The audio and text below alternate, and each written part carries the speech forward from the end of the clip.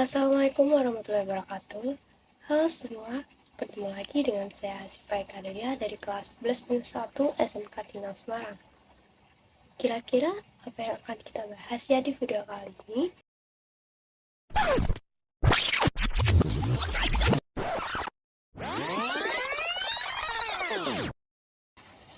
Di video kali ini kita akan bahas tentang banyak hal baru. Yang pertama yaitu materi Pancasila Unit 1 yang berbunyi Peta Pemikiran Para Pendiri Bangsa Pancasila. Tonton sampai akhir ya.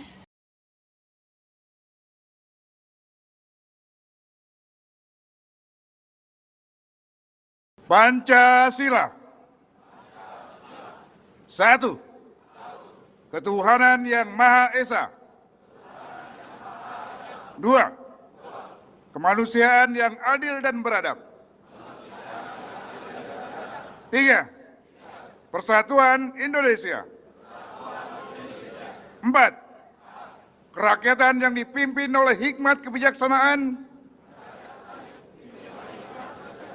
dalam perusahaan perwakilan.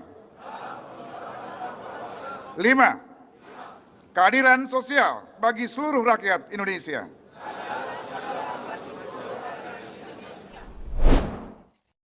Sebelumnya, tahukah kalian apa itu Pancasila? Ya, Pancasila adalah dasar negara kita. Tentunya, Pancasila tidak langsung ada begitu saja. Ada proses panjang yang harus dilewati hingga menjadi Pancasila seperti yang kita kenal saat ini. Saksikan video berikut.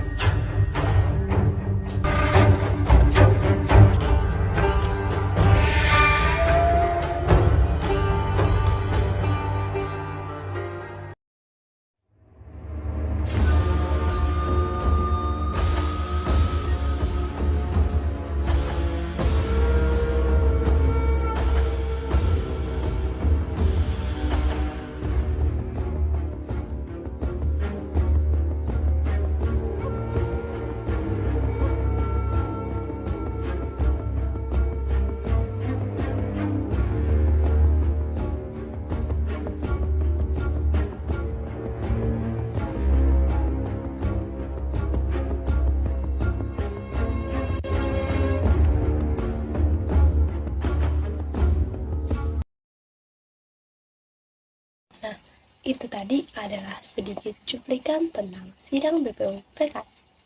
Sidang BPUPKI pertama dilaksanakan pada tanggal 29 Mei 1945 sampai dengan 1 Juni 1945.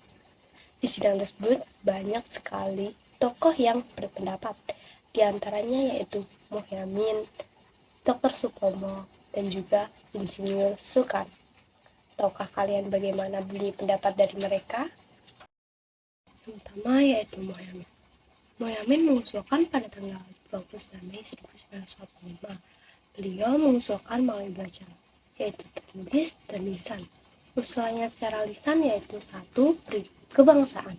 Berkaitan dengan paham nasionalisme, beliau menyarankan agar tata negara Indonesia berbeda dengan negara luar, karena aturan-aturan dasar negara Indonesia perlu merujuk pada tradisi, adat, agama, dan kota Indonesia. Yang kedua yaitu perikemanusiaan. Dasar perikemanusiaan adalah dasar hukum internasional dan peraturan kesusilaan sebagai bangsa dan negara yang merdeka. Yang ketiga, periketuhanan. Muhammad Yamin mengatakan bahwa bangsa Indonesia merdeka adalah bangsa yang berkeadaban luhur dan peradabannya memiliki keturunan yang Maha Esa. Keempat yaitu perikerakyatan. Dalam perikerakyatan ada beberapa poin yaitu permusyawaratan, perwakilan, dan kebijakan. Dan yang kelima yaitu kesejahteraan rakyat. Yamin mengatakan bahwa yang terjadi dalam diri bangsa Indonesia berhubungan langsung dengan dilantiknya negara baru. Setelah pidatonya, Muhammad Yamin menyerahkan 5 rumusan dasar negara dalam rancangan tertulis, yaitu 1. Ketuhanan yang Maha Esa, 2. Kebangsaan Persatuan Indonesia, 3. Hak kemanusiaan yang adil dan beradab, 4. Kerakyatan yang dipimpin oleh hikmat kebijaksanaan dalam permusyawaratan perwakilan, 5. Keadilan sosial bagi seluruh rakyat Indonesia. Yang kedua yaitu Supomo. Dia mengusulkan rumusan dasar negara pada tanggal 31 Mei 1945. Usulannya berbunyi, 1 persatuan, 2 kekeluargaan, 3 keseimbangan lahir dan batin, 4 musyawarah, karena Indonesia sudah terbiasa melakukan musyawarah sejak dulu, dan 5 keadilan rakyat, di mana pemerintah harus bertindak sesuai dengan prinsip keadilan dan cita-cita. Dan yang terakhir yaitu Insinyur Soekarno. Soekarno menyampaikan usulannya pada tanggal 1 Juni 1945 yang berbunyi 1. Kebangsaan Indonesia. Indonesia harus menjadi satu kesatuan dari seluruh manusia Indonesia yang berbangsa dan tinggal di pulau-pulau Indonesia. Yang kedua yaitu internasionalisme atau perikemanusiaan. Insinyur Soekarno mengatakan bahwa beliau merupakan seorang nasionalis, tapi kebangsaan beliau adalah perikemanusiaan. Ketiga adalah mufakat atau demokrasi, keempat kesejahteraan sosial, dan yang kelima adalah ketuhanan. Insinyur Soekarno mengatakan bukan saja bangsa Indonesia bertuhan, tapi masing-masing orangnya hendak bertuhan. Insinyur Soekarno mengusulkan memberi nama Pancasila. Jika kurang cocok, dapat diperas menjadi Trisila, yaitu sosionasionalisme, sosiodemokrasi, dan ketuhanan. Atau dapat diperas lagi menjadi satu, yaitu gotong royong. Pada sidang yang dilakukan dalam beberapa hari tersebut, berjalan sangat alot, menegangkan, dan banyak perdebatan pendapat. Mereka mendebatkan tentang Islam menjadi dasar negara. Ada dua kelompok. Yang pertama adalah kelompok yang menginginkan negara Indonesia tidak berdasarkan pada Islam, atau disebut dengan nasionalis sekuler. Dan kelompok yang kedua berpandangan bahwa Islam perlu menjadi dasar negara yang disebut dengan nasionalis Islam. Untuk mengatasi hal tersebut, maka dibentuklah panitia 9 yang beranggotakan Insinyur Soekarno sebagai ketua, Muhammad Hatta, Muhammad Yamin, Amar Ramis, Ahmad Suparjo, Agus Salim, Abdul Qahar, dan Abu Kustur. Mereka berhasil merumuskan Piagam Jakarta, atau yang disebut dengan Jakarta Charter. Namun ternyata hasil tersebut masih juga dipermasalahkan, dan pada tanggal 18 Agustus 1945 terdapat 7 kata dalam Piagam Jakarta yang dihapus demi menjaga keutuhan bangsa. Hingga akhirnya kita mengenal dengan Pancasila yang kita kenal saat ini. Pancasila telah mencapai kesepakatannya yaitu 1. Ketuhanan yang Maha Esa, 2. Kemanusiaan yang adil dan beradab, 3. Persatuan Indonesia, 4. Kerakyatan yang dipimpin oleh hikmat kebijaksanaan dalam permusyawaratan dan perwakilan, dan yang kelima, keadilan sosial bagi seluruh rakyat Indonesia. Selain itu, pada tanggal 1 Juni 1945 juga dijadikan sebagai hari lahir Pancasila. Nah, sekarang kalian sudah tahu kan bagaimana proses terbentuknya Pancasila.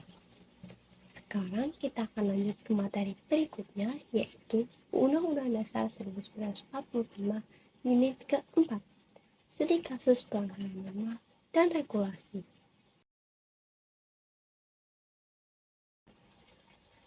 Sebelumnya, tahukah kalian apa itu Undang-Undang Dasar 1945? UUD merupakan sumber hukum tertinggi Republik Indonesia. UUD disahkan sebagai konstitusi tertulis pada sidang Panitia Persiapan Kemerdekaan Indonesia pada tanggal 18 Agustus 1945.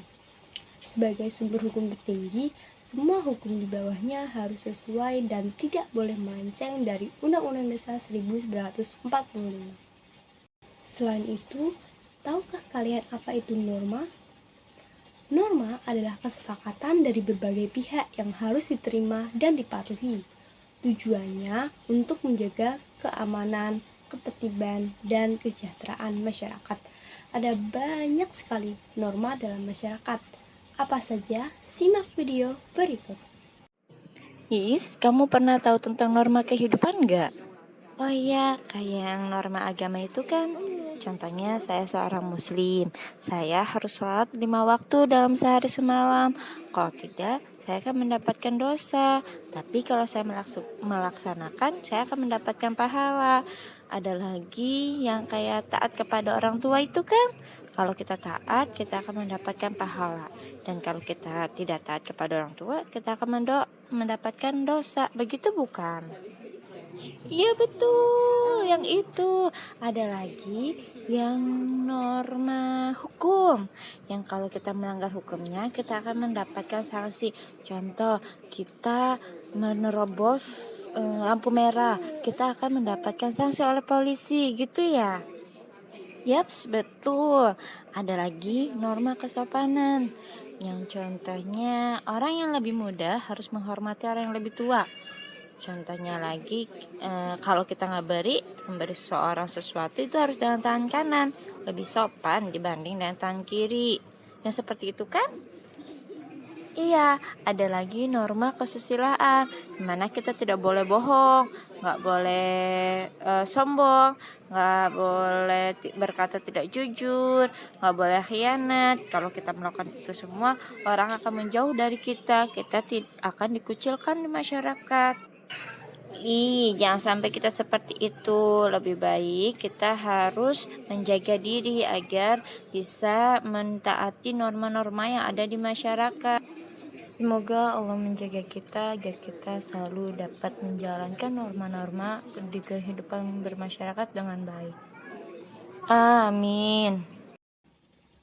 Seperti yang telah dijelaskan pada video tersebut, kita mengenal ada 4 jenis norma, yaitu norma kesusilaan, norma kesopanan, norma agama, dan norma hukum.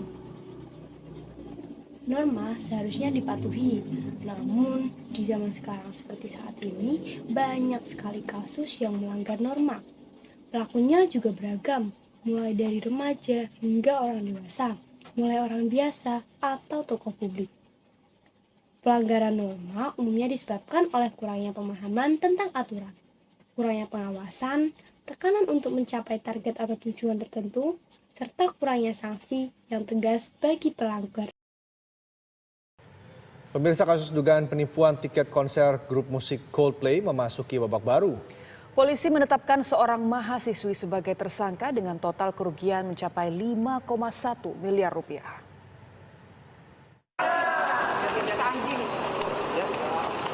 GDA 19 tahun tersangka penipuan tiket konser band asal Inggris Coldplay dihadirkan oleh polisi dalam konferensi pers Polres Metro Jakarta Pusat. Tersangka GDA diketahui merupakan mahasiswi di salah satu perguruan tinggi di Jakarta. Dari tangan tersangka, polisi berhasil mengamankan barang-barang korban seperti tas, sepatu, dan sandal dengan brand ternama. Total kerugian mencapai 5,1 miliar rupiah dari 5 orang reseller atau sebanyak 2.268 tiket. Adapun modus tersangka mengiming-imingi para korban yang merupakan para reseller untuk memudahkan mendapat tiket konser Coldplay. Namun sampai hari pelaksanaan konser, korban tak mendapatkan tiket hingga menanggung kerugian material. Total adalah 5,1 miliar rupiah atau 2.268 tiket. Buat Aritonang, saya mengakui kesalahan saya dan saya akan mengikuti proses hukum dan kasus ini sudah saya serahkan ke pihak kepolisian. Jadi setorannya juga nggak langsung, tapi emang kita temenan gitu loh, kita pernah pergi bareng, pernah keluar kota bareng juga. Terus habis itu udah kayak sampai hamin semingguan gitu, hamin 2 minggu lah, itu belum ada kabar kalau dia tuh ngilang atau apa gitu loh. Dia selalu masih bilang tiketnya ada. Tiba-tiba yang tanggal 14 malam kan ketangkap di sini. Itu masih mau nyoba mikir kayak, ya semoga aja beneran ada tiketnya. Ternyata hari H bener-bener zong, nggak muncul, ngilang. Sementara itu, tersangka GDA terancam pasal 378 tentang penipuan serta 372 tentang penggelapan dengan ancaman hukuman masing-masing 4 tahun penjara. Dari Jakarta, Yoga Kuspratomo, TV One mengabarkan. Bagaimana kemudian tanggapan pihak kampus dari Giska Deborah Aritonang yang saat ini sudah resmi ditetapkan sebagai tersangka kasus penipuan tiket konser Coldplay senilai 5,1 miliar rupiah? Kita sudah terhubung bersama dengan Kepala Humas dari Universitas Trisakti, ada Bu Dewi Priyandini. Selamat siang, Bu Dewi. Selamat siang, Pak Alfat. Ya, saya ingin konfirmasi Bu Dewi, apakah benar Giska ini mahasiswa aktif di Trisakti? Yang sebetulnya adalah mahasiswa tidak aktif. Jadi betul kalau Giska itu terdaftar di Trisakti 2022-2023. Tetapi sejak awal semester 1 perkuliahannya memang banyak nilai yang tidak lulus. Kemudian di semester genap 2022-2023 itu juga sudah sering tidak masuk, sudah tidak mengikuti perkuliahan. Dan di semester ganjil 2023-2024 ini sama sekali belum pernah masuk seperti itu yang terdata di kami. Di semester awal artinya sempat masuk, tapi banyak nilai-nilai yang tidak lulus begitu ya? Ya, ada yang lulus, ada yang tidak lulus seperti itu. Di jurusan apa, angkatan berapa? Di manajemen, Fakultas Ekonomi dan Bisnis. Kemudian angkatannya 2022 ya, seperti itu. Dan di semester genapnya tidak ada nilai yang masuk, jadi KRS-nya zero ya, kosong ya, tidak ada nilai. Ada penjelasan dari yang bersangkutan mengenai kenapa ia tidak masuk di semester ini? Dari pihak fakultas sudah menghubungi yang bersangkutan karena biasanya memang pada saat pergantian semester untuk mengisi KRS dikontrol gitu ya, dihubungi, tapi tidak diangkat teleponnya dan juga dihubungi melalui WhatsApp juga tidak ada balasan. Jadi memang lost kontak dari fakultas, memang tidak bisa menghubungi lagi. Oke. Saat kasus ini terkuak, apakah pihak kampus sudah menyadari bahwa ada mahasiswa dari kampus Trisakti yang menipu banyak orang sampai 5,1 miliar rupiah? Terus terang tidak ya, karena sudah tidak aktif dari mulai semester genap tahun lalu gitu ya. Jadi kami pun mendapat berita ya dari media TV ataupun media sosial seperti itu. Jadi memang data nama masih ada, nomor induknya masih ada, tetapi memang dari absensinya langsung kita keluarkan dari pihak fakultas, absensinya memang tidak ada, tidak hadir seperti itu. Oke. Mungkin Bu Dewi sempat bertanya atau mendapat informasi dari teman-teman Giska mengenai keseharian dari Giska ini di kampus seperti apa? Nah, terus terang karena yang bersangkutan sudah tidak masuk ya, dan teman-temannya juga sudah susah ya dihubungi, jadi kami tidak mengetahui. Iya. Dari sekian banyak korban Giska, adakah korban yang juga berasal dari kampus Trisakti, teman-temannya mungkin? Kami belum mendapat laporan kalau itu ya, ada yang melaporkan misalnya ke Trisakti bahwa termasuk korban ya, kami belum mendapatkan laporan. Dengan status hukum Giska sekarang sebagai tersangka yang menjalani proses hukum, apakah ini berpengaruh terhadap statusnya sebagai mahasiswa di Trisakti, Bu? Ya betul, jadi di Trisakti itu memang ada pedoman ya, pedoman sebagai mahasiswa, di mana kalau misalnya tidak masuk 3 semester berturut-turut, kemudian dari akademiknya ya, dan kemudian juga ada pedoman bahwa kalau melakukan sesuatu hal ya, baik itu dari mulai berantem, narkoba atau segala macam, itu ada peraturannya. Dan sudah masuk begitu kemarin di 2 hari yang lalu ya, ditentukan menjadi tersangka. Jadi dari fakultas sudah ada tim komite etik ya, atau komite kedisiplinan mahasiswa, itu sudah berapat dan mungkin dalam beberapa hari ini akan dikeluarkan untuk surat panggilan, atau mungkin langsung kalau memang sudah pasti bersalah akan ada surat DO seperti itu. Sudah sampai ke fakultas, sudah sampai ke dekan, dan kemungkinan dalam waktu tidak berapa lama akan diserahkan ke universitas. Jika yang bersangkutan mengajukan cuti misalnya selama menjalani hukuman, apakah itu masih diperkenankan oleh pihak kampus? Dengan kesalahannya mungkin kan ada ya klausur-klausur tadi ya di pedoman ya, mungkin susah ya seperti itu. Kalau memang bersalah, karena kan memang ada di pedoman itu sudah ada, jika melakukan misalnya penipuan dan yang lain-lain itu ada semua gitu. Jadi berdasarkan itu nanti komisi etik yang akan rapat, dan kalau terakhir saya mendapatkan informasi sudah akan diajukan untuk drop out ya, karena memang kasusnya sudah tersangka. Baik, terima kasih Ibu Dewi selaku Humas dari Universitas Trisakti sudah bergabung bersama kami di Kabar Siang. Selamat siang. Nah, itu tadi adalah contoh kasus pelanggaran norma yang terjadi baru-baru ini. Saya disayangkan bukan? Di mana pelaku melakukan penipuan dengan memanfaatkan situasi yang sedang terjadi, yaitu terselenggaranya konser musik terkenal. Pelaku yang masih merupakan seorang pelajar atau mahasiswi melakukan penipuan dengan menjanjikan para reseller bisa mendapatkan tiket secara mudah. Kerugian yang ditanggung mencapai miliaran rupiah. sesuai yang telah diatur pada pasal 378 KUHP tentang penipuan dan pasal 372 KUHP tentang penggelapan, pelaku dijerat hukuman 4 tahun penjara. Selain sanksi hukum, tentunya pelaku masih mendapat sanksi lainnya seperti nama baiknya hilang, dijauhi teman-teman dan masyarakat, dikeluarkan dari kampus, bahkan hujatan di media sosial yang terus mengalir. Belum lagi hukum secara agama yang nanti akan diterimanya di akhirat. Sangat merugikan, bukan? Apalagi bagi para korbannya. Dari tadi kita udah ngomongin tentang norma, aturan, dan hukum terus nih. Kira-kira kalian pernah kepikiran nggak apa yang terjadi kalau nggak ada norma, hukum, ataupun peraturan? Kalau kalian harus milih, mana yang lebih mending? Dipenjara seumur hidup atau dihukum mati? Coba jawab dan ceritain alasan kalian di kolom komentar. Oke, mungkin atau lebih tepatnya semoga kita nggak akan dihadapin sama pilihan kayak tadi. Karena itu tuh cuma terjadi sama kriminal, sedangkan kita selama ini hidup tenang nurut aturan yang ada. Tapi tunggu dulu, kadang-kadang peraturan juga justru suka bikin kebebasan kita terkekang. Di sekolah atau jalanan kita dipaksa nurut aturan.